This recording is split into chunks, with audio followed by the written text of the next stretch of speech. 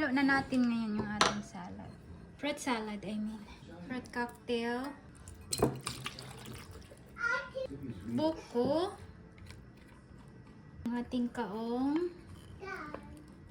Ating nata di coco. O yung table cream. Matamis na kasi yung mga prutas kaya di ko nalalagyan ng condensed milk. Kung ano lang yung meron sa pantry namin or sa fridge, yun lang yung ginamit ko. Ganun talaga siguro kasi mga malamig dito kaya siguro to super solid yung pagka-cream.